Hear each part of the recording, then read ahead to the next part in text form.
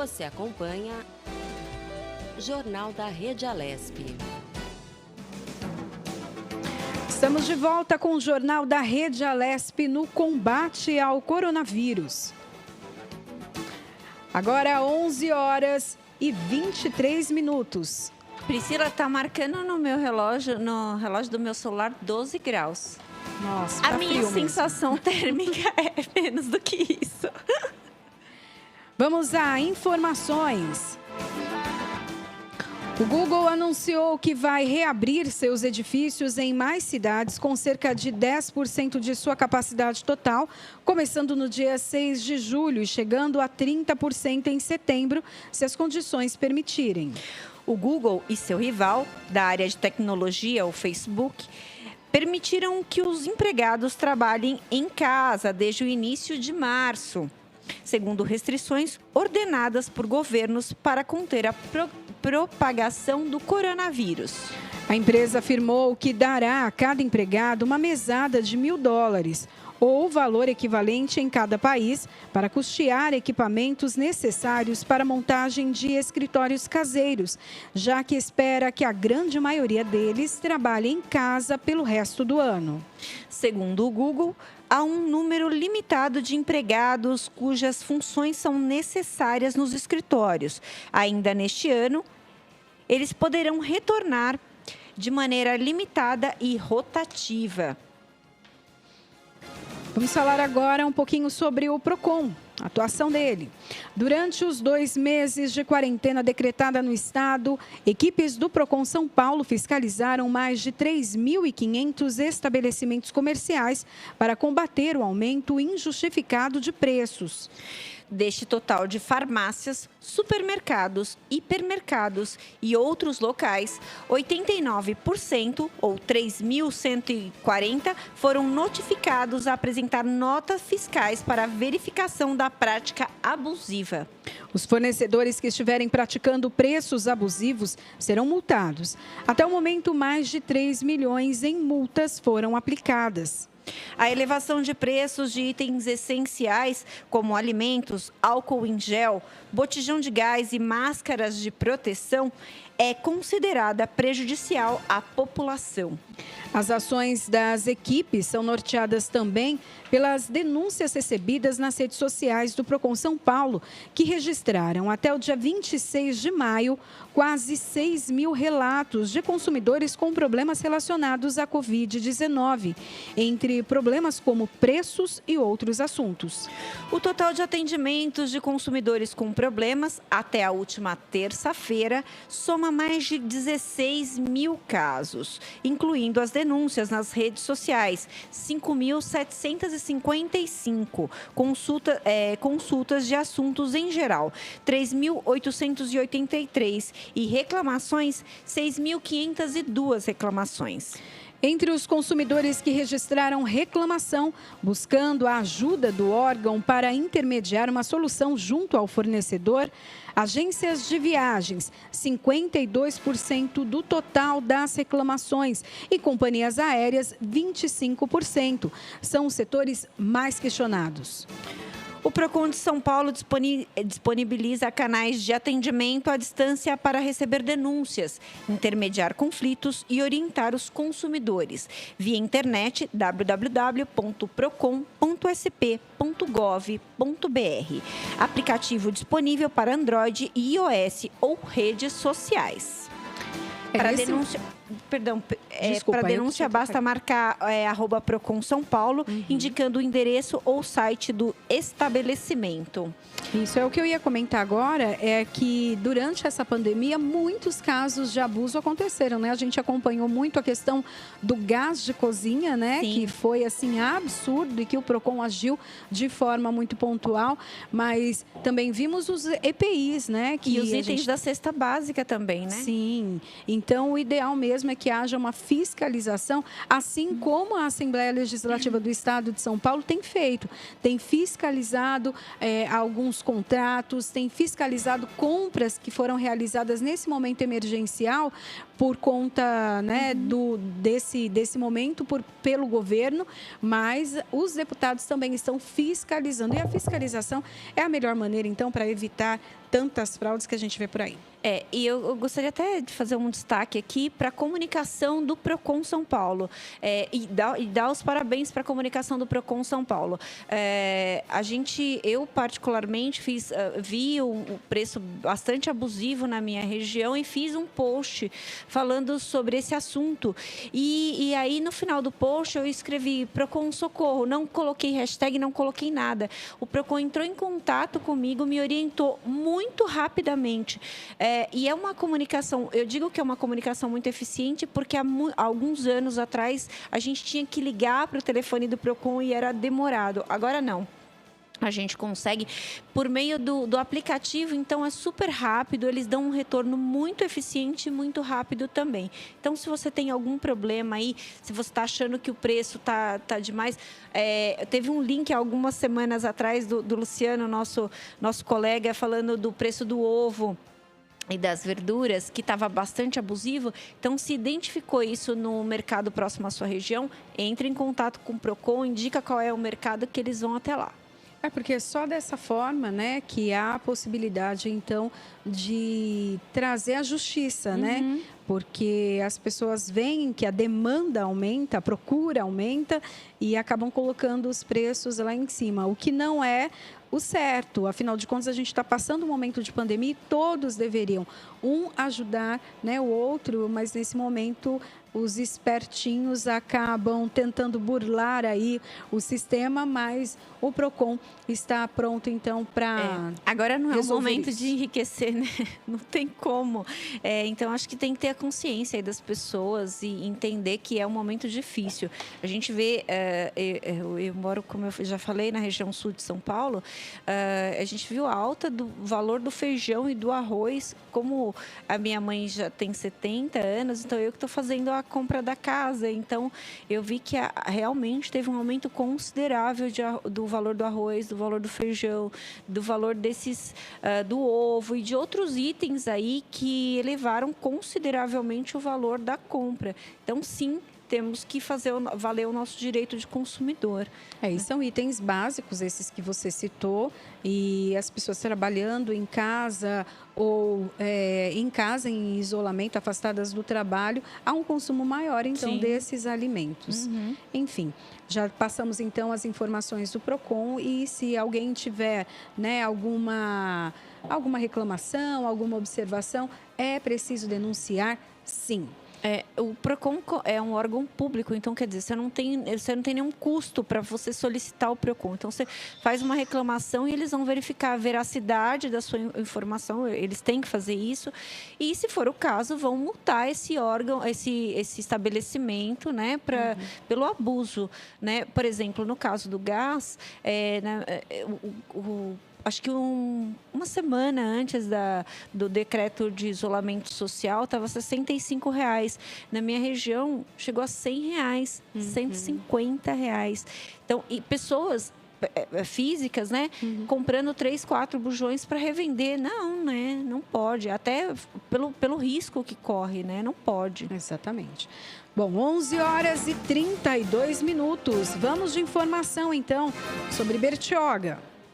As academias da cidade litorânea de Bertioga voltaram a funcionar devido ao decreto publicado na última quinta-feira, que liberou o funcionamento de segunda a sexta e com mais algumas restrições. Os proprietários das academias devem preencher um formulário no site www.bertioga.sp.gov.br e encaminhar para a Vigilância Epidemiológica e Sanitária para receber permissão de reabertura. Ela também será responsável pela fiscalização e punição, caso não cumpra as novas regras. Além da autorização, as academias devem ter aulas individuais com a duração de no máximo 1 hora. Os aparelhos devem ser desinfectados a cada uso e devem obrigatoriamente usar máscaras, tanto os funcionários quanto os alunos.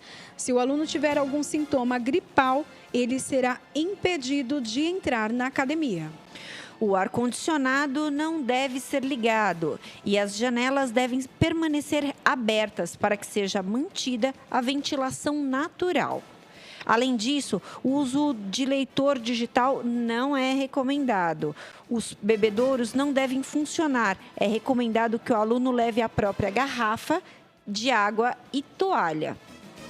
Também, segundo o decreto, a realização de aulas coletivas estão proibidas, além das artes marciais, futebol, crossfit e qualquer outro esporte que tenha contato físico. Caso a academia tenha mais de um ambiente, deve ter um distanciamento mínimo de 9 metros entre um e outro.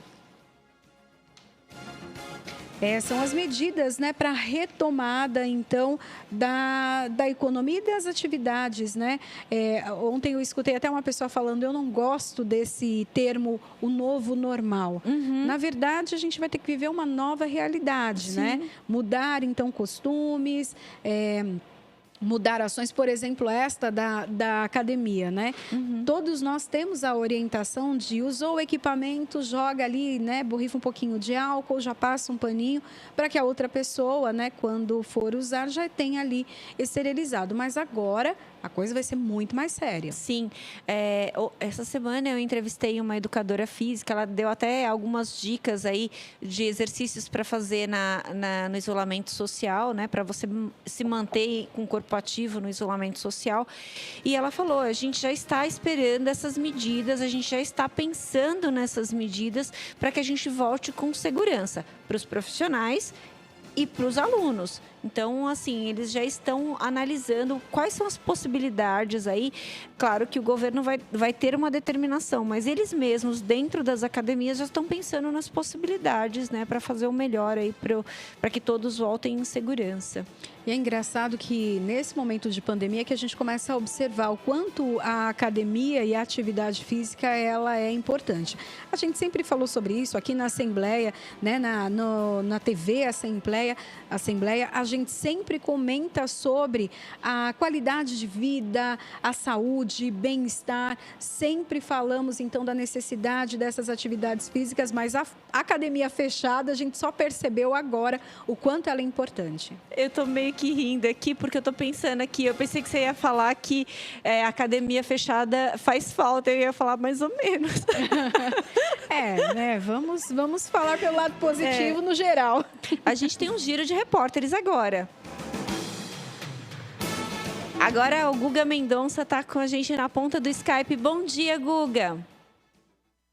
Muito bom dia, Mel. Muito bom dia, Priscila. Muito bom dia que você acompanha o Jornal da Rede Alesp desta quinta-feira. Vamos aí, né? Para mais um giro, né? Esta quinta-feira, São Paulo aí se prepara, né? Para a volta gradual aí das atividades comerciais e ainda tem um pouco de polêmica em relação a isso, mas esperamos que logo, né, a população entenda todo esse contexto, né, Mel e Priscila? Sem dúvida, é importante, né, para a saúde de todos.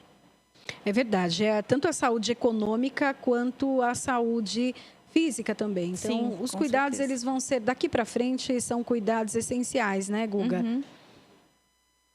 Exatamente, né? E o governo de São Paulo fez um estudo, tem critérios, né? Então essa volta, ela é gradual, respeitando sempre, né, o conceito da ciência. O que podemos ver também é que de toda a região da Grande São Paulo e Baixada Santista, só a capital paulista que terá uma retomada um pouco mais acelerada. O que eu digo? Voltam escritórios, voltam algumas, né, atividades aí que estavam paradas, né? Já tem uma retomada gradual, mas hoje, logo mais, 12h30, tem uma coletiva na Prefeitura de São Paulo, onde o prefeito Bruno Covas vai detalhar essa volta. Nós vamos estar acompanhando, depois vamos trazer também as informações aqui na Rede Alesp, que ele diz que todas as entidades representativas têm que apresentar protocolos para que possam voltar. Então é importante também deixar claro que não é tudo que já volta, tudo, né, que foi autorizado dentro do alerta laranja, que já volta na próxima segunda-feira. É importante que as entidades mostrem planos com os cuidados a serem tomados em cada atividade. Então gera, né, é uma época, Mel e Priscila, que gera ansiedade, né, muita gente querendo voltar, mas é importante avisar que enquanto a prefeitura não aprovar esse plano aí, né, de cada entidade, ninguém volta.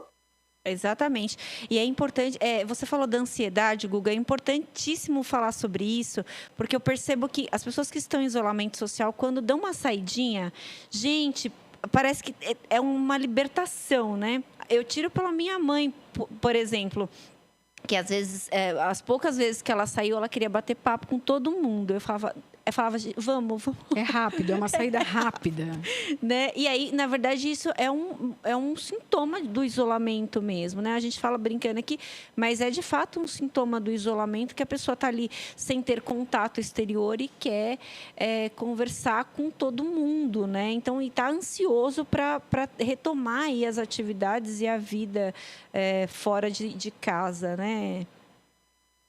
Agora é importante explicar para o telespectador e para o ouvinte ligado na Rede Alesp, nesse primeiro momento apenas 62 cidades, 62 municípios poderão reabrir parte do comércio. O secretário de Desenvolvimento Regional, ex-deputado aqui na casa também, o Marco Vignoli, diz que o governo no próximo mês, desde que tudo dê certo, né, as autoridades de saúde vão fazendo monitoramento, o número de casos mantenha a curva esperada. Ele espera que as demais 583 cidades que estão na fase laranja e amarela possam ter uma flexibilização progressiva. É importante explicar como é que funciona essa flexibilização. A cada 15 dias existe uma avaliação se aquele grupo de municípios ele pode progredir para a próxima fase. Porém, se tiverem resultados negativos,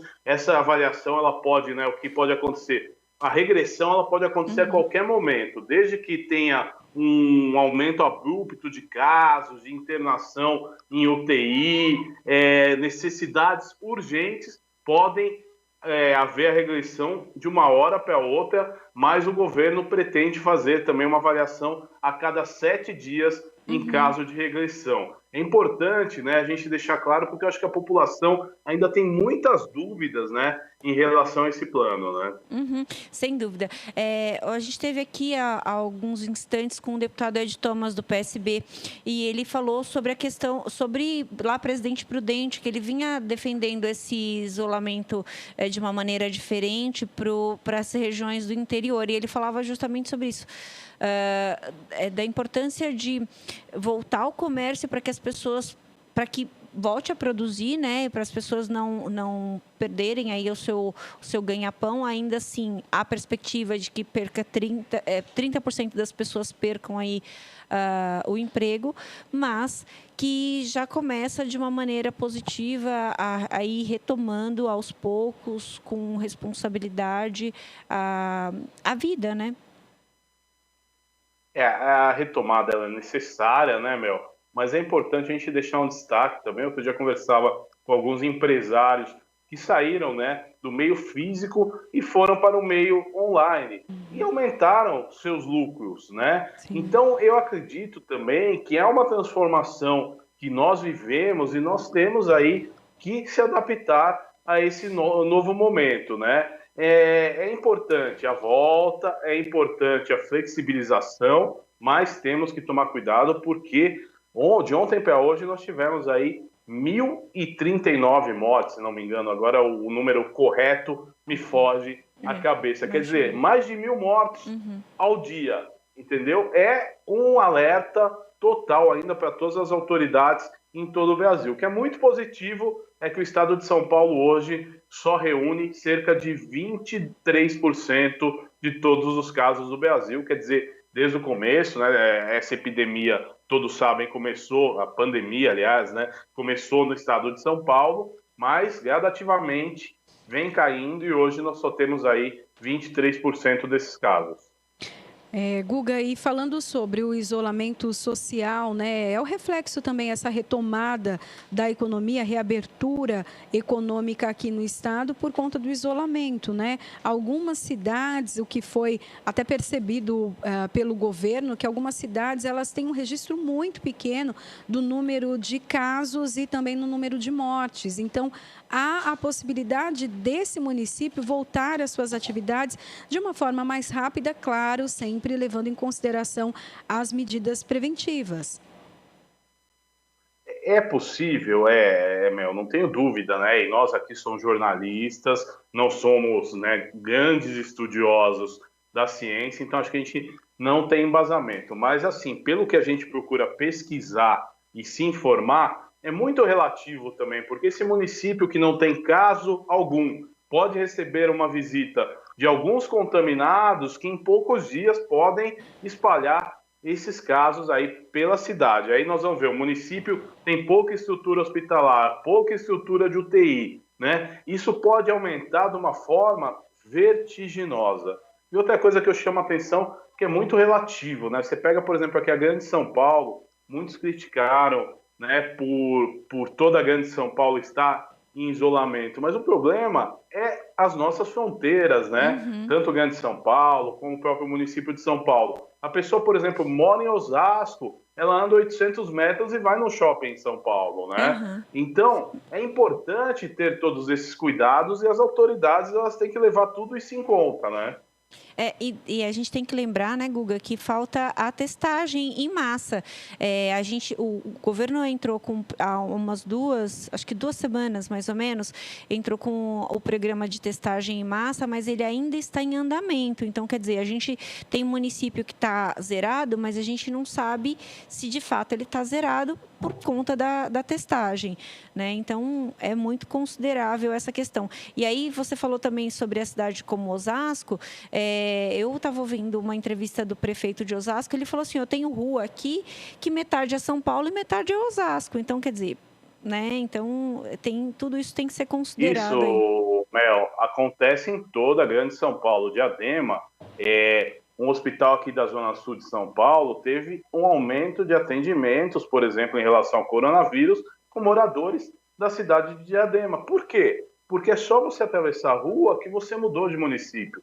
Então, isso é um fator bastante delicado para as autoridades, né? Quando uma autoridade, o governador do estado, o secretário de estado, eles veem uma questão global e eles são obrigados a pensar em tudo, né? Às vezes, aquele município X, ele tem um bom isolamento, ele não tem casos, ele tem vagas em UTI, mas a gente tem que ficar muito atento à questão da vizinhança, porque é uma doença que se propaga muito fácil, né?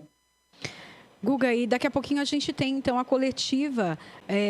E é bacana, assim, essas coletivas, porque saem logo o direcionamento do município, do governo, para as medidas que vão ser adotadas. Não fica, né, nenhuma palavra mal colocada, mas são sempre ali as direções, e isso é muito importante, né, para a direção, para a tomada, né, da nossa, tanto reabertura do comércio, quanto as questões de higiene, de saúde. Né?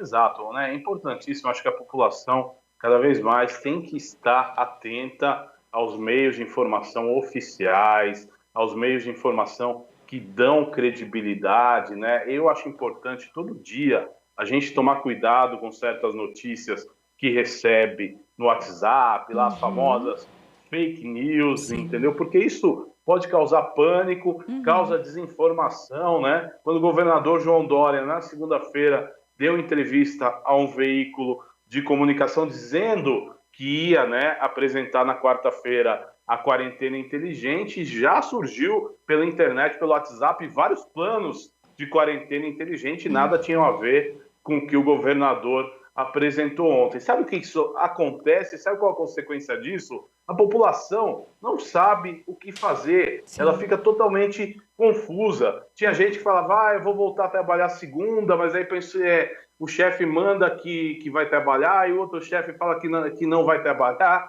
Quer dizer, fica uma confusão que ninguém se entende mais. Então, eu acho importante a gente passar esse conselho de utilidade pública e prestação de serviço para a população, de ficar atento aos canais oficiais, o que as autoridades falam, ao que os veículos de comunicação tradicionais trazem as informações, porque isso é questão, a autoridade pública, quando dá uma informação, ela responde e tem responsabilidade pela informação que passou. Uma notícia que chega no WhatsApp, até você pesquisar a fonte, né? Muita gente não sabe nem o que é fonte, né? Nós, jornalistas, sabemos, mas até a pessoa não sabe de onde vem. Isso pode causar uma consequência muito séria.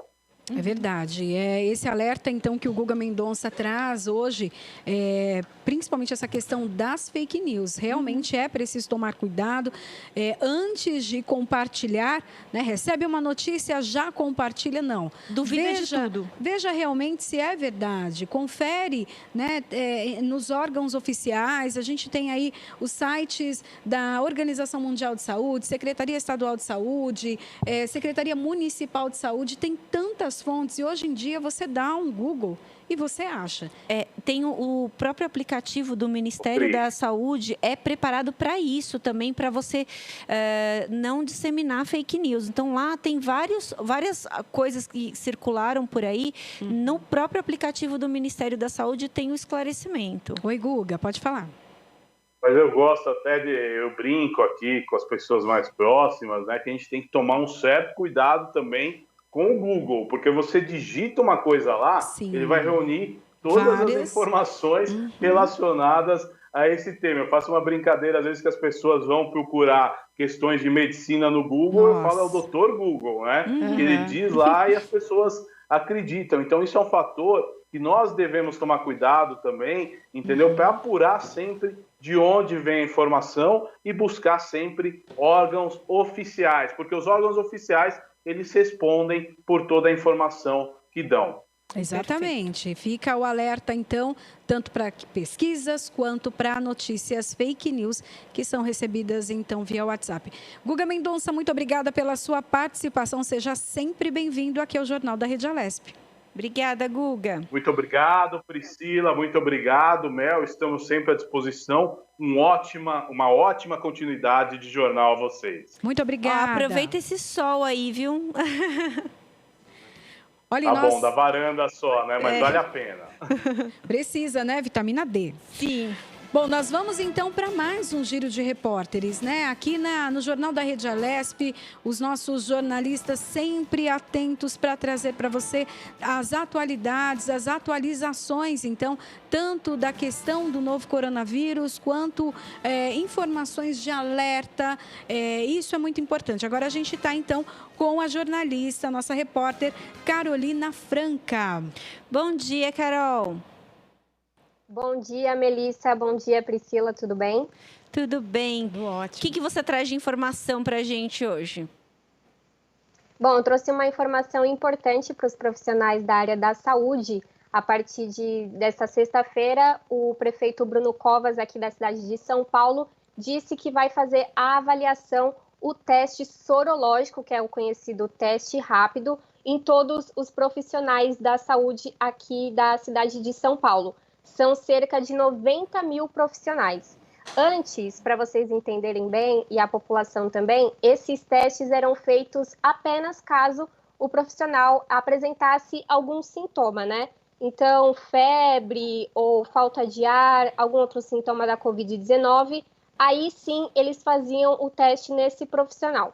Mas é importante ressaltar que agora o teste vai ser feito em todos os profissionais aqui da cidade de São Paulo. É uma segurança para esse profissional de saúde tão importante nesse momento agora da pandemia, né? Que ele está na linha de frente, tem contato direto com as pessoas infectadas e também tem esse receio de voltar para casa, né? E poder repassar, ou às vezes está assintomático, né? E poder repassar a Covid-19 para alguém da família. Então, o prefeito Bruno Covas anunciou que a partir de sexta-feira vai fazer esses testes rápidos nos profissionais da saúde aqui da cidade de São Paulo. Bom, esse teste rápido, também para esclarecer, ele não confirma se a pessoa está ou não diagnosticada com a Covid-19, porque pode dar uma questão do falso negativo, né? O teste correto que é feito, né? Ele é o... Deixa eu achar o nome dele aqui. RT-PCR, né? Exatamente, Melissa, RT-PCR, exatamente, que ele é feito através do rastreamento de material genético. Esse sim é mais preciso e apenas quando esse resultado dá positivo que esse resultado é incluso nas estatísticas da cidade, do estado e do Brasil. Então, é importante fazer... Claro, pode falar. É bacana a gente até explicar para o pessoal qual a diferença de um e de outro, né? O RT-PCR, como você falou, faz esse rastreio do DNA do vírus no organismo da pessoa. Então, é um exame de sangue que demora aí um pouquinho para ficar pronto o resultado. Acho que umas 24 horas para ficar pronto o resultado. E o outro de sorologia, que é aquele... É semelhante ao exame de diabetes, né? Fura o dedinho e coloca na fitinha e aí ele verifica se aquele organismo teve contato com o vírus, né? Então, quer dizer, pode ser, se a pessoa está no estágio inicial da doença, não vai aparecer. Por isso que dá o falso negativo, né? Exatamente, Melissa. Muito importante você ressaltar isso. Por isso que esse teste rápido ele não entra nas estatísticas. Então, caso ele dê positivo, aí sim é feito o teste do RT-PCR. E eu tenho uma notícia também sobre a ampliação de leitos. Posso falar para vocês? Pode sim, fica à vontade, pode trazer a sua informação. Então, nessa terça-feira, dia 26, antes de ontem, teve o anúncio aqui da Prefeitura também de 10 novos leitos de UTI, da terapia intensiva, no Hospital do Servidor, que fica aqui na Aclimação, né? Fica próximo aí da Alesp. Essa iniciativa é mais uma tentativa de diminuir as taxas preocupantes de ocupação dos pacientes de Covid-19 nos hospitais públicos aqui da cidade. É uma tentativa de evitar, então, o colapso, né, da rede pública. 88% dos leitos de UTI da capital e na Grande São Paulo estavam ocupadas. A taxa em todo o estado é de 73% de ocupação. Vocês estão atualizando essas taxas todo dia e a gente também vai ter mais informações agora por volta de 12h30, né, com a coletiva do governador João Dória. Então, mas é importante falar dessas iniciativas, né? Também tem a contratação de pelo menos 2.500 novos respiradores, que foi anunciado ontem na coletiva do governador João Dória, né? Uma coletiva que foi bem extensa, começou meio-dia e terminou por volta das 14h. Ele também falou sobre a questão da flexibilização, como que vai ser esse plano, né? Que vocês também já explicaram um pouquinho mais, destrincharam no início do jornal. Bem bacana as informações que você trouxe, Carol. A gente como a Pri falou, é um novo normal agora, né? Então, a gente está, aos poucos, retomando aí a vida e ordenando aí para retomar a vida devagar, né? E de uma forma segura, né? E de uma forma segura. Isso é muito importante. Então, assim, esse planejamento, esse passo a passo é essencial para que a gente não tenha, por exemplo, uma segunda onda de vírus, que ninguém quer isso em lugar nenhum do mundo, né? Então, a precaução tem esse sentido de que não tenhamos uma nova onda de vírus, né? Isso, Melissa. E também retomando uma outra informação que foi passada na coletiva de ontem, essa informação foi passada pelo Dimas Covas, né, que é o diretor do Instituto Butantan e agora é o atual coordenador do Centro de Contingência do Coronavírus aqui no estado de São Paulo. Ele disse que São Paulo evitou um número maior de óbitos, isso com o isolamento social. A região aqui de São Paulo, do estado, tem 89 mil casos hoje e 6.700 óbitos foram evitados com isolamento social. Então, é muito importante, mais uma vez, a gente falar desse isolamento social, e o governo vem estudando para que, a partir do dia 1º de junho, sejam abertos os comércios gradualmente, isso dependendo da faixa e de alguns dados aí, número de UTIs disponíveis, número de casos, isso vai variar de cidade para cidade aqui no estado de São Paulo. É isso aí. Muito obrigada, Carolina Franca, pelas suas informações. Você é muito bem-vinda sempre aqui ao Jornal da Rede Alesp. Obrigada, Carol. Obrigada, bom jornal, meninas. Obrigada, Carol. Vamos falar um pouquinho de internet agora? Vamos. Olha, 11 horas 58 minutinhos. Lembrando que daqui a pouco, né, 12:30, nós temos, então, a coletiva que vai falar para a gente, então, atualizar as questões também das secretarias. É bacana porque fala de todas as secretarias, né? Isso é legal também. Várias iniciativas que são tomadas para tanto cuidar da questão da saúde quanto da economia. Sim, com certeza. A Carol falou agora sobre a questão do contingenciamento de São Paulo, ter evitado mais mortes. Numa das entrevistas que eu fiz de programas, eu conversei com Everton Souza, que é um biólogo e pesquisador, e ele falou assim, olha, se nós não tivéssemos feito o isolamento social, a gente estaria com os mesmos números de Nova York, porque são metrópoles muito semelhantes em muitas coisas. Então, a gente conseguiu barrar aí que chegasse esse volume de contaminados e mortos que chegou a Nova York. Então, isso é considerável. A gente pensar nisso é considerável e avaliar isso. E aí as pessoas falam assim, mas como vocês têm certeza disso? Desse resultado? É só você verificar os lugares que têm menos isolamento, como eles têm mais casos. Então, uma coisa assim está diretamente relacionada à outra. E a gente não tem como negar isso, está evidente, né? Aqui na região metropolitana, principalmente. E o isolamento social, tem muita gente que não gosta, que é contra, mas é que nem um remédio ruim, né? A gente tem que tomar. Em determinado momento, a gente precisa tomar algumas medidas mais drásticas, então, para se prevenir o outro. Porque daqui a pouco a gente vai retomar tudo, né? E nós vamos recuperar. Brasileiros sempre dá a volta por cima. E a gente vai recuperar tudo. Falar de internet agora? Vamos falar de internet. Então, vamos lá. 3 em cada 4 brasileiros acessam a internet. O equivale a 134 milhões de pessoas.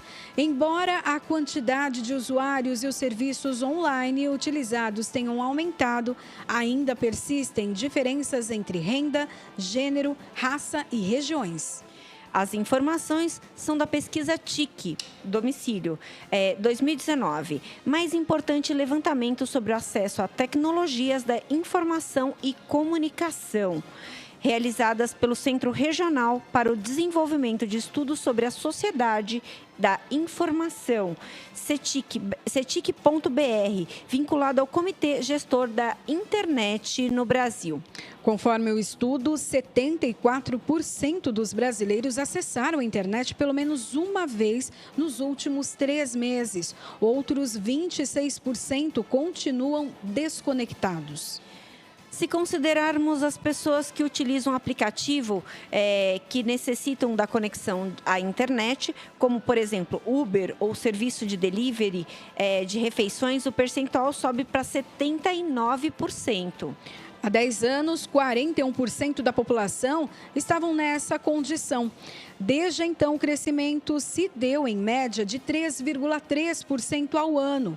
O acesso teve índices semelhantes entre mulheres, 74%, e homens, 73%. Mas os dados da pesquisa evidenciam diferenças entre os brasileiros. O índice varia entre as pessoas nas áreas urbanas, de 77%, e rural, 53%. Foi a primeira vez que a conectividade no campo ultrapassou a metade dos residentes nessas localidades. O percentual difere também entre brancos, 75%, pardos, 76%, pretos, 71% e indígenas, 65%. No grau de instrução, 97% dos usuários têm curso superior e acessam a rede e 16% dos analfabetos também acessam a rede ou que estão na educação infantil usam a internet. Olha, no recorte por renda, o nível de acesso foi de 61% entre os que ganham menos de um salário mínimo. 86% entre os que recebem de 3 a 5 salários mínimos e 94% entre os usuários com remuneração acima de 10 salários mínimos. O índice também é distinto entre os participantes da força de trabalho, 81%, e os fora das atividades laborais, 64%. Em relação ao dispositivo, os smartphones e outros aparelhos móveis são as ferramentas mais comuns para se conectar, 99%, seguidos dos computadores, 42%, das TVs, 37% e dos videogames, 9%. A gente fala um pouco, sim, dessa conexão, né? Pessoas que não têm acesso e a gente tem a questão do estudo, né? A distância que, nesse momento, as crianças não estão na escola, precisam desse acesso, principalmente crianças da rede pública de ensino, que têm mais dificuldade, né? Exatamente. A gente tem que considerar... a gente precisa considerar, e as pessoas também que trabalham em casa, foi o que a gente acabou de falar quando o Jeremias entrou aí no nosso link. É importantíssimo a gente colocar essa questão, porque um monte de gente passou a trabalhar home office e se a internet não funcionar, vai fazer como para produzir, né? É o nosso caso, por exemplo, a gente está gravando programas, então a gente tem que ter uma transmissão de dados muito eficiente, muito mesmo.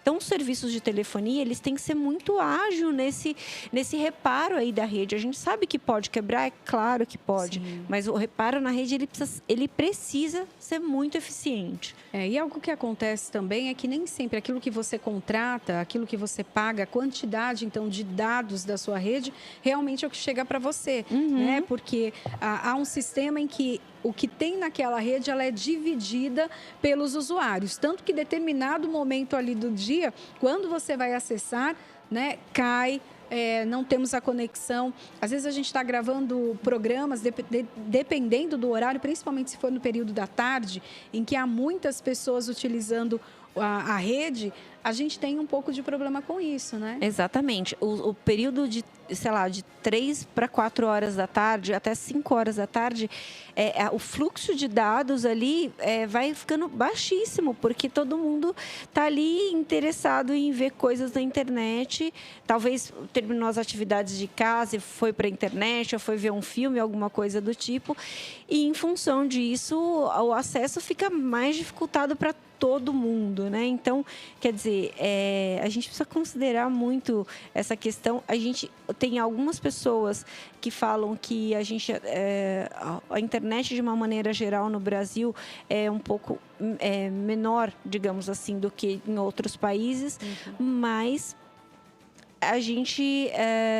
mas é importante que a gente diga que é o que a gente tem e que precisamos dela para trabalhar, né? Exatamente. E o bacana, assim, que o CETIC, que é o Comitê Gestor de Internet do Brasil, é um setor que tem discutido já há alguns anos essa questão. Eu já fui, inclusive, em alguns seminários para cobrir aqui pela TV Alesp, que falava sobre essa questão da internet. Ainda é um assunto muito delicado no país. A gente tem um problema também de cabeamento. Né? Muitos, você pode ver aí na sua rua, né? Os cabos que correm ali no poste, mas muito cabeamento ele é interno, subterrâneo, e também há uma dificuldade da troca desse equipamento. Então, interessante é que o poder público também se posicione em relação a isso. Para que a gente tenha realmente qualidade na internet. E nesse momento de pandemia, em que todos nós precisamos nos reinventar e as empresas precisaram se reinventar, é um momento, então, de discutir essa situação e questionar sempre a qualidade, tanto pela operadora que oferece isso, como também pelos órgãos do governo para ajudar e colocar leis e obrigar, então, que aquilo que nós contratamos realmente seja efetivo. É isso. Acho que a gente tem um entrevistado na linha. Agora nós temos 12h07.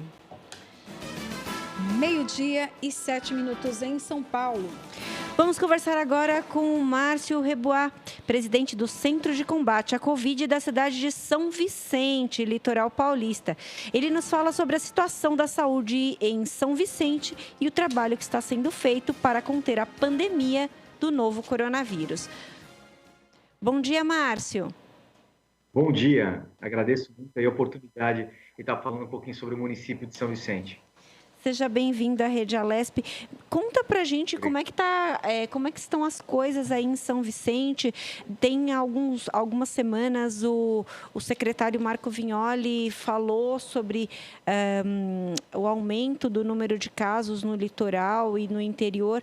Como é que está a questão aí com vocês? Como é que vocês estão lidando aí com o coronavírus? Sim.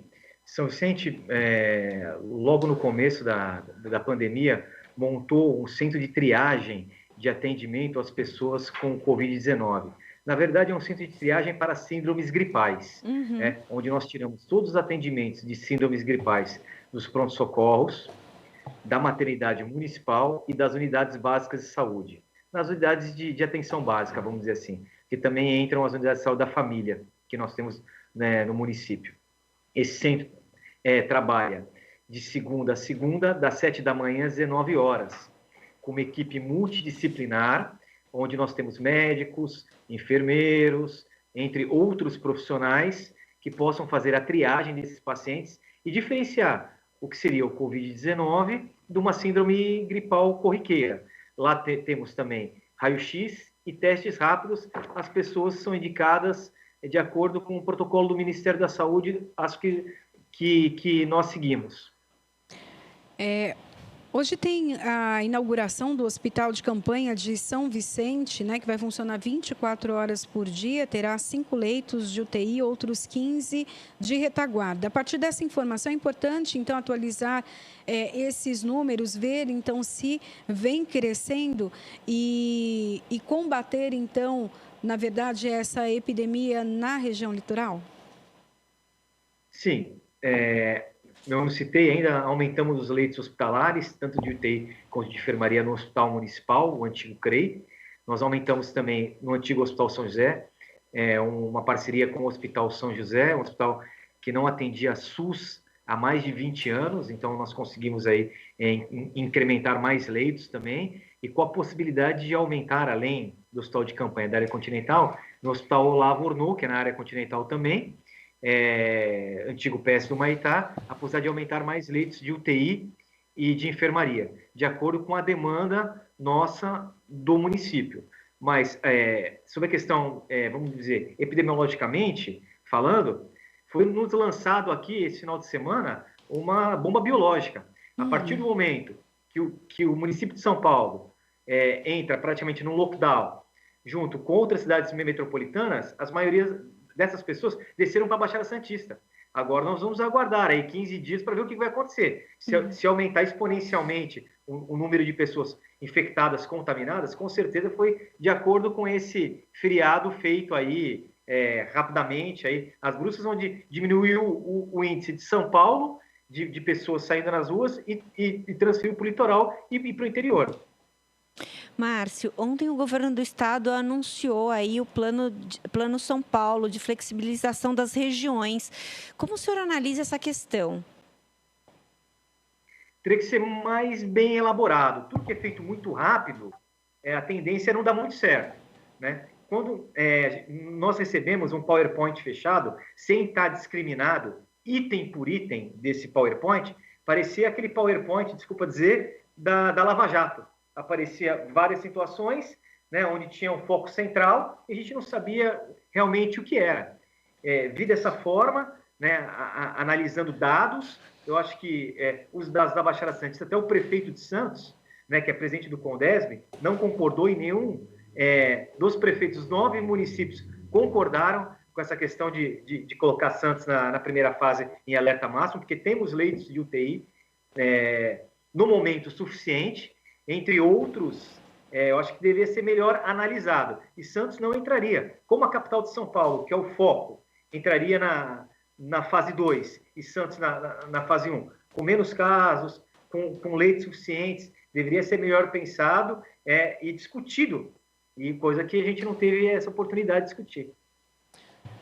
Vocês perceberam, né, nesse, então, feriadão, aquilo que até você já comentou, de muitos turistas aí, eu queria que você falasse um pouco do impacto desses turistas, né? A orientação era de isolamento social, cada um na sua casa, porém muitas pessoas acabaram, sim, indo para o litoral ou para o interior. Eu queria que você falasse do impacto disso. Eu sei que contabilizar vai ser daqui 15 dias, né? Porque é a manifestação da doença. Mas fala para a gente um pouquinho, já que vocês têm tomado medidas para o isolamento social. O impacto é péssimo, né? O que se pede é que faça o isolamento social. Aí vieram muitas pessoas, muitas vezes, até sem orientação. É só puxar pelo sistema Anchieta Imigrantes, né? O SAI, quantas pessoas passaram? Isso acho que é de fácil acesso para vocês. Talvez eu tenha um pouco de dificuldade, mas vocês devem ter um pouco mais de facilidade na questão desses dados. As pessoas vieram e andaram normalmente na praia, a Guarda Municipal trabalhou dobrado, né? Tirando as pessoas da praia, a polícia também, mas muitas vezes as pessoas não têm muito... acham que é apenas uma gripezinha, uma brincadeira, que a gente sabe que não. Vocês estão vendo aí os dados, né? O índice de mortalidade é um índice alto, acima de pessoas de 60 anos, até. Digo para vocês, eu fui acometido, fui um dos primeiros por estar na linha de frente, atendendo as pessoas, por ser médico, né? Não só eu como médico, mas outros enfermeiros também. Eu fui um dos primeiros casos da cidade. E vou te falar, não é uma gripezinha, né? Eu fiquei muito debilitado. E olha que eu tenho a saúde em perfeitas condições. A única doença que eu tenho é a hipertensão, pelo trabalho da gente, a correria, mas a gente vê que é uma situação bem diferente de tudo que a gente já vivenciou. Nossa, que coisa, que depoimento, né? É importante a gente também ter essa visão aí. Então, conta pra gente o que aconteceu, como é que você se sentiu do outro lado, entre aspas, do outro lado do balcão, né? Ali, acometido por uma doença como essa, incerta e assim, com tratamento ainda também incerto de certa forma. Conta um pouco da sua experiência, infelizmente, que você teve aí nesse período que foi infectado. Olha, foi logo foi um dos primeiros casos da cidade, né? Entre os 5 primeiros. E as pessoas que se contaminaram, os 5 primeiros, eram profissionais da área da saúde, né? Lembro que era uma técnica de enfermagem, uma enfermeira e 3 médicos comigo. Sendo que desses 5, 2 só moram no município, não trabalham aqui. Trabalham em São Paulo e trabalham em Santos, que é um município vizinho ao nosso. Foi logo no começo que a gente estava ainda fazendo o planejamento do combate ao coronavírus, onde estava sendo inaugurado o Centro de Combate ao Coronavírus. Ainda se achava que o tratamento ainda era com cloroquina. Senti muita fadiga, uma fadiga extenuante. Eu sempre pratiquei esporte na minha vida, né? Sempre pratiquei judô, é o meu esporte que eu gosto, que eu sempre pratiquei, sou praticante desde os 16 anos, e acostumado a lidar com dor do dia a dia do treinamento, de competição, mas vou te falar, é uma dor diferenciada. Parecia que você descarregou um caminhão de saco no porto e subiu a serra e desceu 2, 3 vezes. Nossa. Você ficar muito cansado, muito fadigado. Não tive febre, tive tosse, uma dispneia, a saturação minha diminuiu, conhecendo alguns amigos médicos também, evitei de ir ao hospital, que era uma época que estava se internando todas as pessoas, eu consegui fazer o tratamento e isolamento em casa, né? Ainda hoje eu estou em isolamento na minha residência, longe da minha família, mesmo estando com IgG positivo, né? Assim, não vou adquirir mais a doença, mas dependendo com a roupa que eu chego em casa, né? Se eu não faço toda a higienização correta, sapato, eu ando muito em ambiente hospitalar, até mesmo em UTI, eu posso estar contaminando outras pessoas. Então, é o que a gente fala, né? Quem ama, o maior gesto de amor é se isolar da família e dos profissionais da área da saúde, infelizmente. Eu queria que você falasse um pouco para a gente também sobre as ações que o Conselho de Combate ao Coronavírus de São Vicente tem tomado, quais são essas ações e também o atendimento e tratamento das pessoas que estão com a Covid-19, como acontece aí na cidade. Tá. Eu também não falei, uma das coisas que eu mais senti, minha mãe fez 70 anos, no dia 29 de março, eu não pude visitá-la. Isso é uma coisa que me deixou bastante chateado, né? Mas é um gesto, como eu disse, um gesto de amor não ir. Sim. Se eu vou e ainda, né, posso estar contaminando ela e outras pessoas. Isso é uma dificuldade grande. O que São Vicente vem fazendo? Voltou a parceria com o Hospital São José, como eu disse para vocês. Aí mais ou menos uns 20 anos que não se tinha essa parceria desse hospital com o poder público. Nós temos uma maternidade alugada no espaço, né, porém leitos de UTI, leitos de enfermaria, há praticamente 20 anos não se era pactualizado. Nós aumentamos os leitos do antigo CREI, o Hospital Municipal. Foi feito todo um planejamento para que se fizesse uma grande tenda, né, que seria o hospital de campanha, no molde do Hospital de Ibirapuera, do AMB, do Pacaembu, nesses mesmos moldes. Com a possibilidade de se aumentar de acordo com a demanda, o que a gente prezou? Não aumentar muito o número de leitos e não ter pacientes para estar sendo internados. Então, a gente tomou esse cuidado. Se precisar aumentar, a gente tem ainda uma condição diferente, que nós temos um pronto-socorro que pode ser recém-inaugurado, que foi feito, não foi feito para a Covid-19, mas pode ser utilizado, ele está fechado ainda, e temos ainda mais um na área continental, que é o Hospital Olavo Ornô, que ontem ficamos sabendo que a gente vai receber alguns respiradores, que pode até ser incluído nesse hospital. Você dividiu com a gente o relato, né, emocionante, tanto dessa questão do afastamento da sua família, quanto né, de todos os outros profissionais da saúde também. A cidade tem feito atendimentos até psicológicos para esses profissionais? Não, nós não temos ainda, mas é uma boa sugestão e vamos procurar incluir. Sim, e só para a gente concluir, eu queria que você falasse um pouquinho para a gente sobre a questão do isolamento social. A cidade tem aderido, tem entendido realmente o que é o novo coronavírus, a Covid-19, e tem ficado mais em casa? Sim, eu acho que até pode-se levantar esses dados. São Vicente é a cidade com o maior isolamento social do estado de São Paulo. Eu acho que o trabalho que a prefeitura fez teve excelência e conseguiu fazer com que as pessoas ficassem em casa. A gente pode ver algumas quadras da cidade cheias, mas isso é por causa da Caixa Econômica Federal, né? A partir do momento que começou a se fornecer essa bolsa de R$600, e sem filas quilométricas. Aí a gente acaba perdendo um pouquinho a mão do isolamento social. Foi feito um isolamento, né, vertical, se fala agora de fazer um isolamento horizontal, mas eu penso que a forma mais correta de fazer isolamento é o isolamento seletivo. As pessoas com a maior possibilidade de adquirir a doença, pessoas com doenças crônicas, pessoas imunossuprimidas, essas pessoas realmente têm que ficar em casa.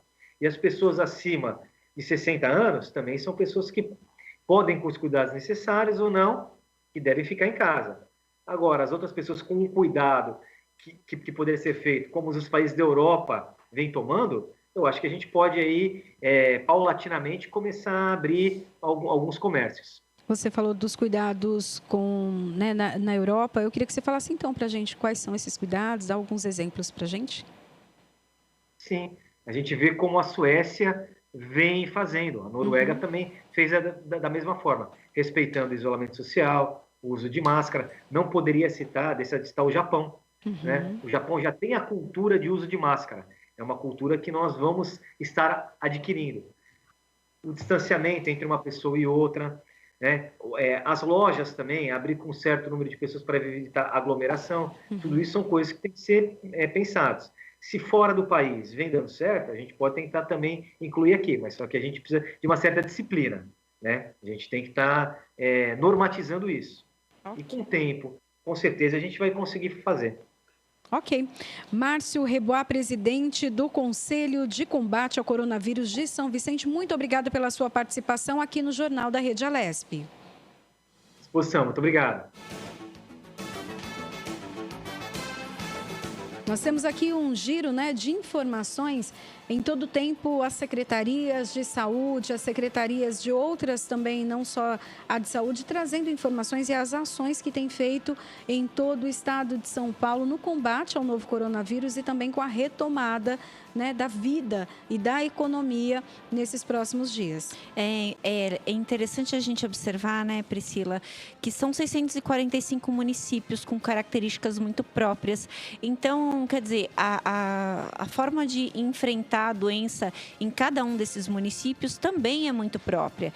Então, até pelas características, um é mais urbano, literalmente, outro é mais rural, outro tem mais os turistas. Então, tudo isso influencia tanto no enfrentamento à pandemia quanto no pós-pandemia, né? A gente não pode deixar de citar aí que agora a gente está pensando no pós-pandemia, né? É isso aí. 12h24. Nós vamos agora para a coletiva, direto então com o prefeito da cidade de São Paulo, Bruno Covas. Você acompanha agora. Ação destas regras e proteção aos consumidores e funcionários. Setores precisam vir discutir com a prefeitura de que forma será essa reabertura.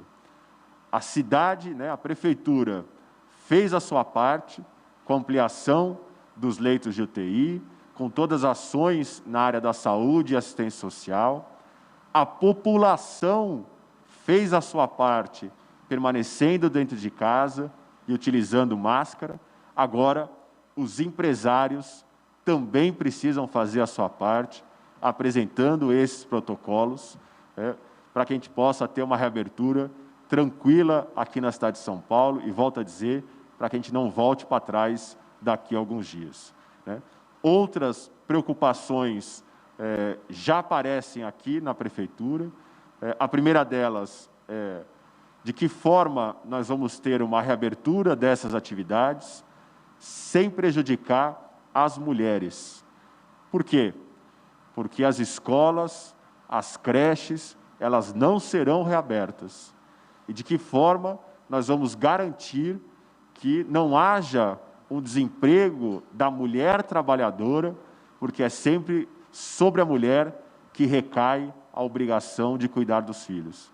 Então, esse tema e outros, os setores precisam vir discutir aqui com a Prefeitura de São Paulo, para que a gente não aumente desigualdade aqui na cidade.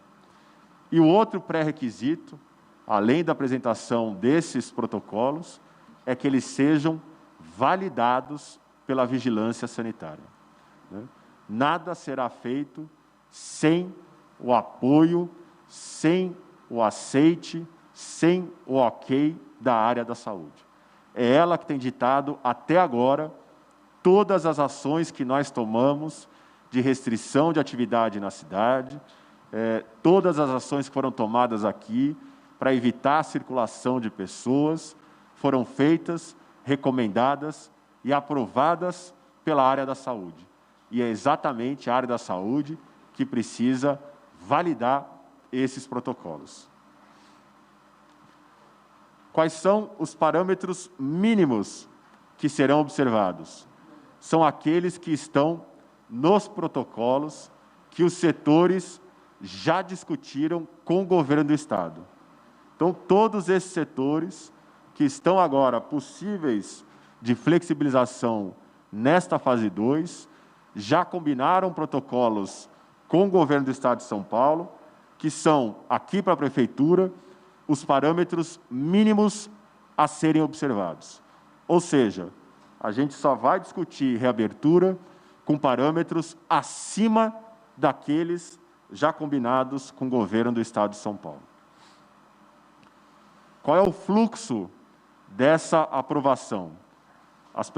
Os setores vão enviar as suas propostas, o decreto que regulamenta essa aprovação será publicado até o dia 1º de junho.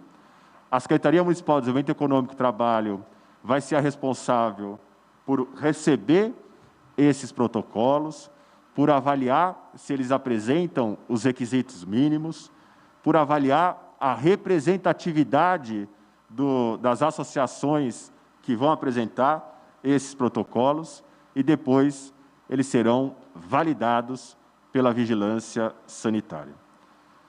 Esse aqui é o site em que, a partir do dia 1º de junho, as associações podem apresentar os seus protocolos. É o site da Prefeitura de São Paulo, /retomada. A partir de segunda-feira, portanto, as associações, as entidades podem apresentar os seus protocolos e eles começam a ser analisados pela Secretaria de Trabalho e depois pela Vigilância Sanitária. Bom, eram essas as informações que eu queria passar nesse instante. Nós vamos ainda responder as perguntas, mas antes de responder as perguntas, eu queria passar a palavra para o presidente da Câmara, vereador Eduardo Tuma. Bom dia a todos, quero cumprimentá-los em nome do prefeito Bruno Covas, parabenizá-lo pela condução dos trabalhos, principalmente nesse momento de combate à epidemia do coronavírus aqui na cidade de São Paulo. Dizer rapidamente, não uma fala, um comentário, que a Câmara discute esse assunto de flexibilização e quer auxiliar na coordenação desses trabalhos por intermédio da Casa Civil, que quem dialoga conosco tem essa função, junto aos setores econômicos da sociedade, do protocolo, dos seus procedimentos e funcionamento, para poder, então, levar a cabo a retomada econômica plena aqui na cidade de São Paulo. Essa era a minha colocação, prefeito. Quero agradecer mais uma vez o trabalho conjunto que o Poder Executivo tem feito junto com o Legislativo. Nós vamos, então, dar início às perguntas, que já foram algumas enviadas previamente pelos jornalistas. A gente lembra que nós estamos com a transmissão ao vivo pelo YouTube e aceitando ainda perguntas de outros jornalistas e também com transmissão ao vivo por algumas redes de televisão e rádio. Vamos à primeira pergunta do jornalista Adamo Bazani, do Diário do Transporte. Como ficará o transporte coletivo na capital com a nova fase e como será feita a articulação com o transporte metropolitano, já que muita gente chega à cidade de EMTU e CPTM e segue viagem na SP Trans?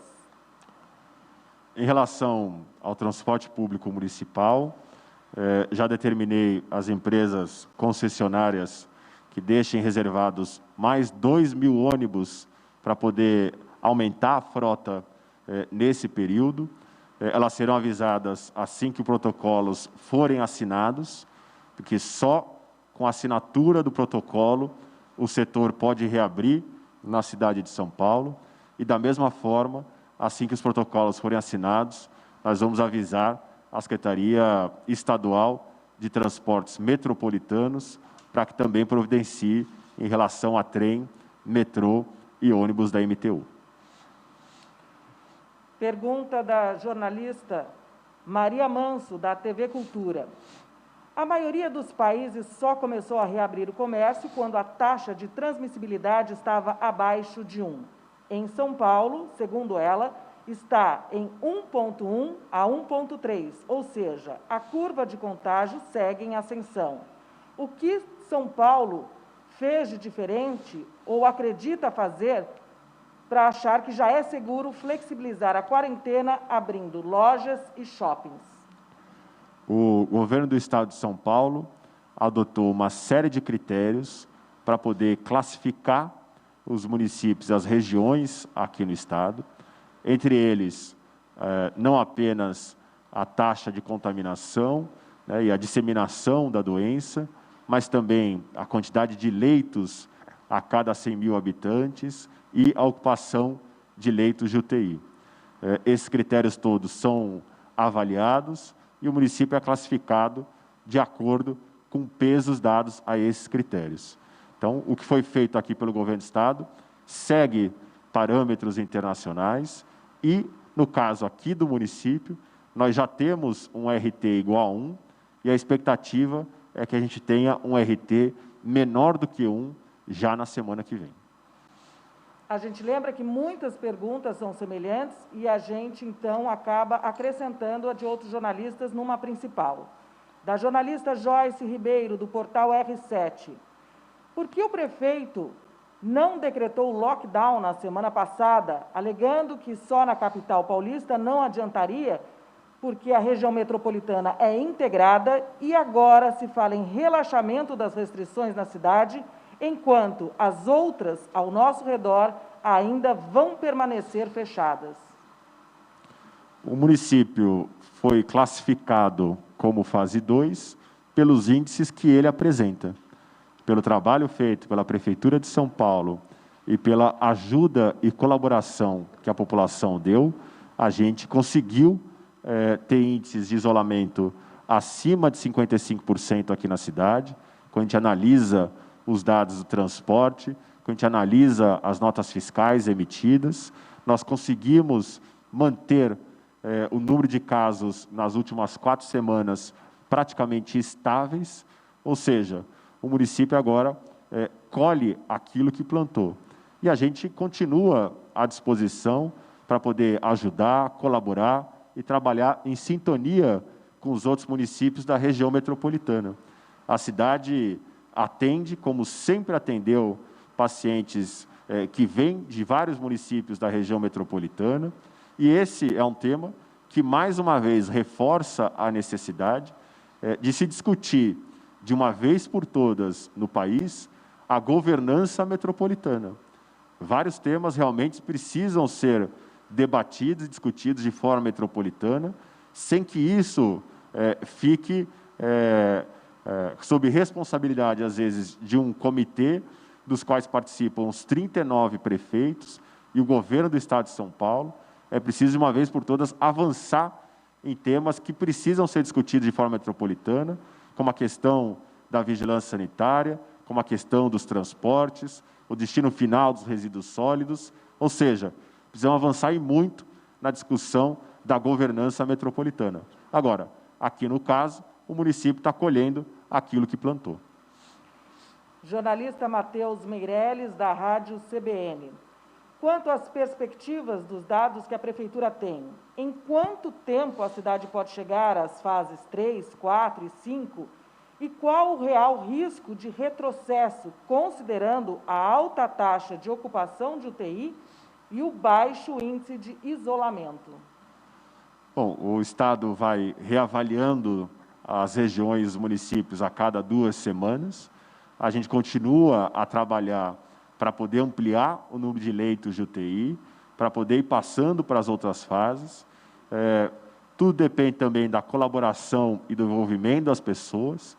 Foi a participação da população que fez que a gente segurasse a contaminação na cidade e vai ser a participação das pessoas que vai fazer com que a gente não retroceda e não volte e tenha que falar em fechamento de atividades que estão sendo liberadas nesse momento.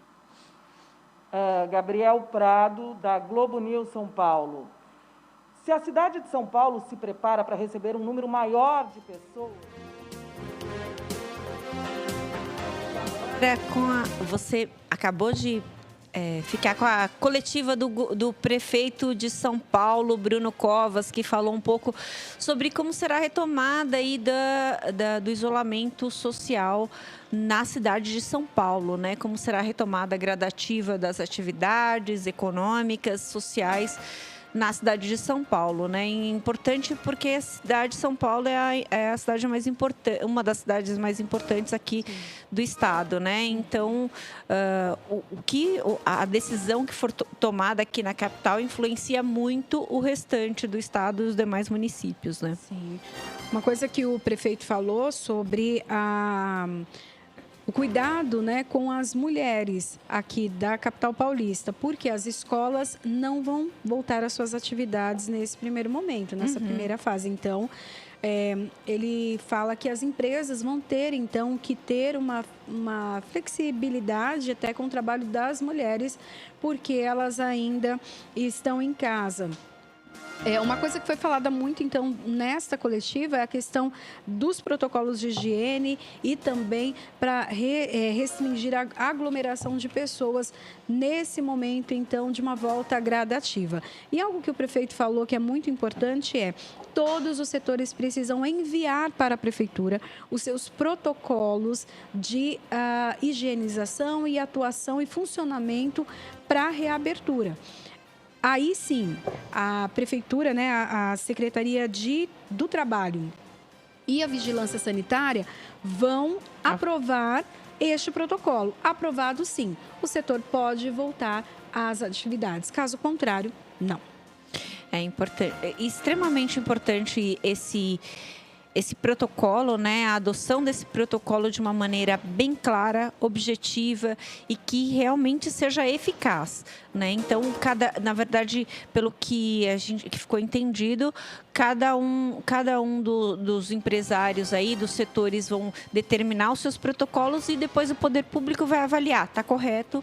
Não, precisa fazer mais alguma coisa. Então, para que todo mundo consiga retomar aí o mais rápido possível. E isso é interessante, porque não parte só da Prefeitura de São Paulo como uma ordem, mas o próprio setor fala como ele consegue funcionar e como ele consegue voltar às atividades.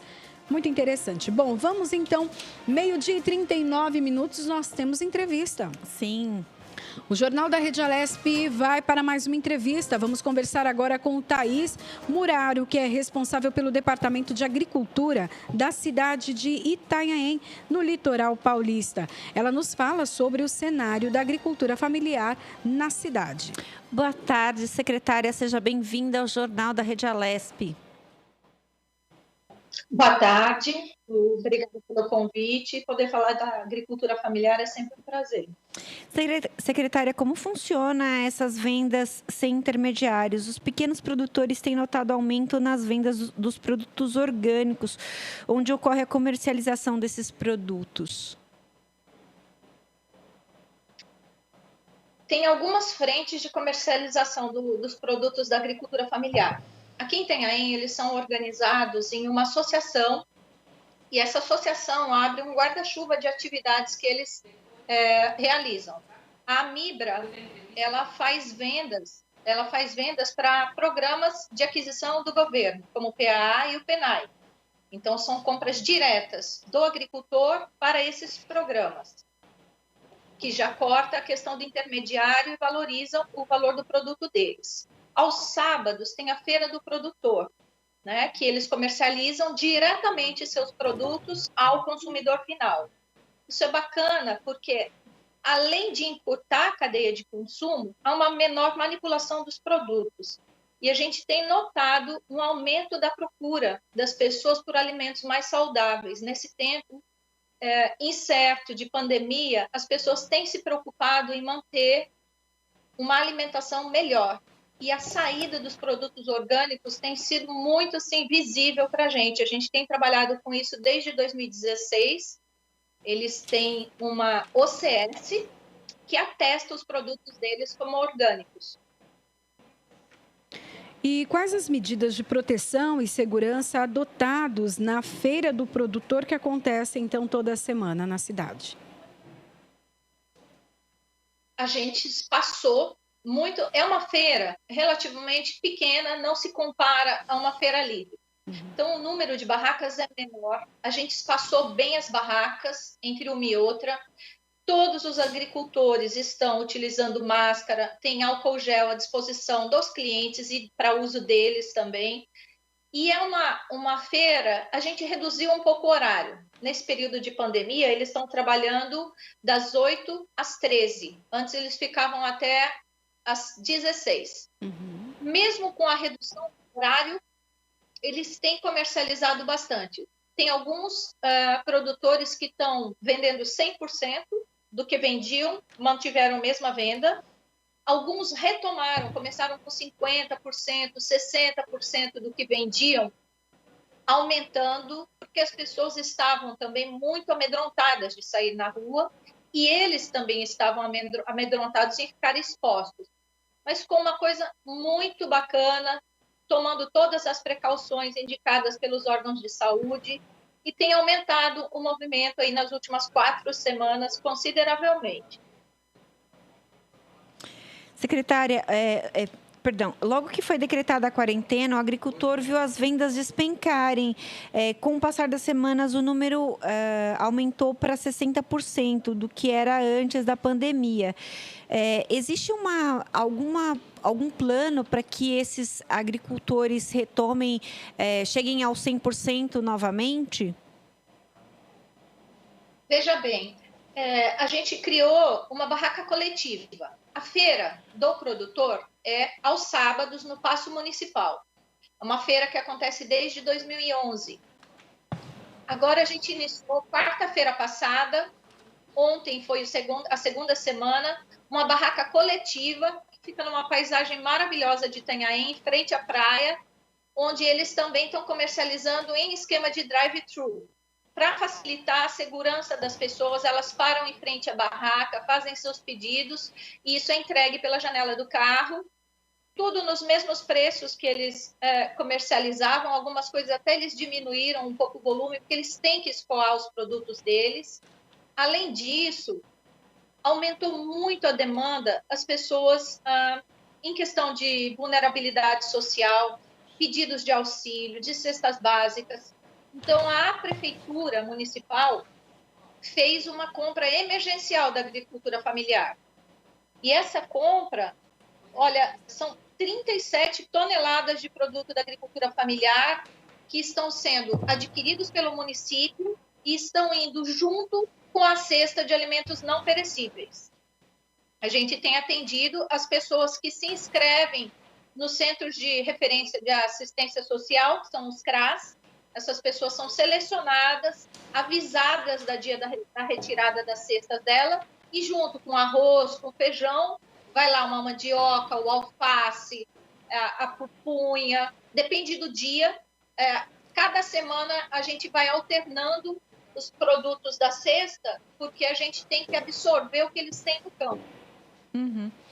E qual o apoio que a Secretaria de Desenvolvimento Econômico tem oferecido para a categoria de produtos orgânicos e como você avalia esse apoio? A gente tem um trabalho aqui, a Prefeitura Municipal criou o Departamento de Agricultura em 2005. E desde então a gente vem trabalhando um trabalho conjunto, tanto com a Secretaria Estadual, com a Secretaria de Agricultura e Abastecimento, quanto com os agricultores. Esse trabalho da Prefeitura e do Estado auxiliou os agricultores a montarem a própria associação, a se organizarem, a se documentarem, tirarem notas fiscais.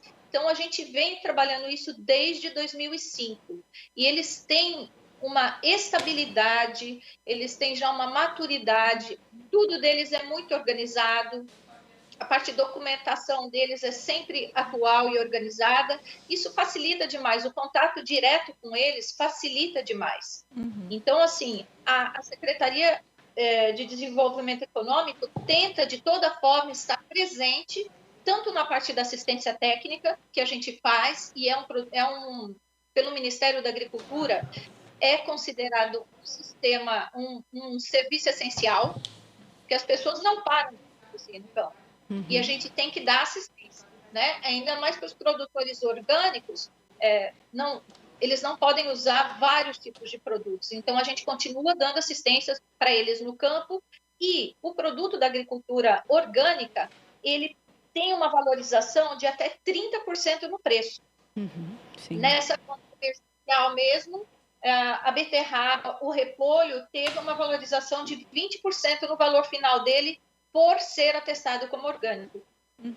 E há benefícios, né, desse tipo de produto para alimentação, para imunidade, isso que a gente fala tanto nesse momento de pandemia, né? Sim, sim. É um alimento sadio, sem nenhum produto fitodefensivo ou agrotóxico, né? É um produto produzido aqui, sem muito deslocamento, sem muita manipulação, uma quantidade de nutrientes é observado que o produto orgânico muitas vezes tem uma concentração maior de nutrientes e você nota outras coisas práticas também, quanto à durabilidade do produto. Você compra um produto orgânico, o sabor dele, por exemplo, agora a gente está tendo muita escarola. A escarola ela tem um poder, um sabor pungente muito mais forte do que os produtos convencionais e ele dura mais. A conservação dele em casa é mais longa. O tempo de prateleira dele que seria é mais longo em casa dos produtos orgânicos. E as pessoas têm procurado muito. Eles têm um público muito, muito fiel na feira do produtor. Então, você tem todo o apoio da prefeitura a isso. A feira deles é realizada no estacionamento do Paço Municipal. Então, a gente vem apoiando, por exemplo, selos federais, como o selo da agricultura familiar, selo da mulher rural.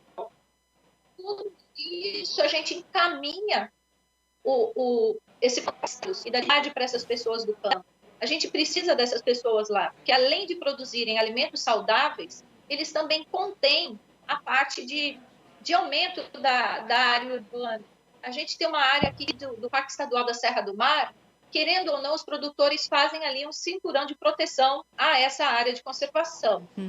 Então, tem um valor social, ambiental imenso, que a gente às vezes não consegue mensurar em reais. Thaís, muito obrigada pela sua participação aqui no Jornal da Rede Alesp. A gente agradece muito a disponibilidade em falar conosco. Uma boa tarde para você. Boa tarde, obrigada, e a gente está sempre à disposição.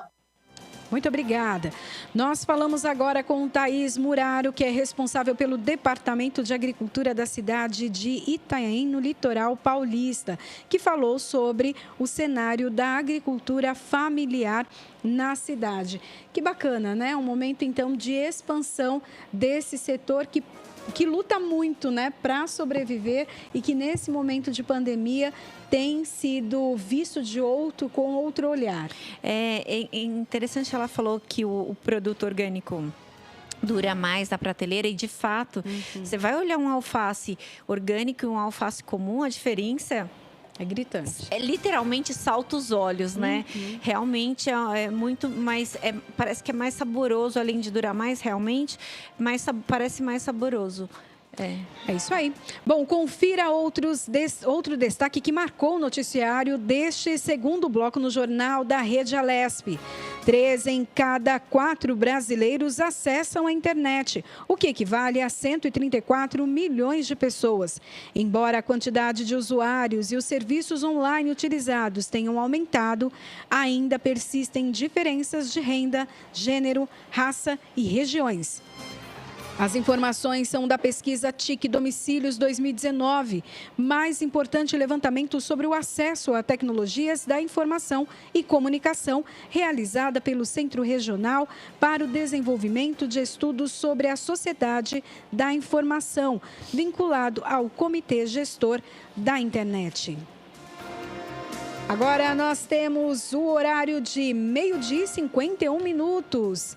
O Jornal da Rede Alesp informando tudo o que está acontecendo na luta e prevenção contra o contágio do coronavírus. A gente faz um rápido intervalo. A gente dá uma paradinha rápida e volta daqui a pouco. Não sai daí.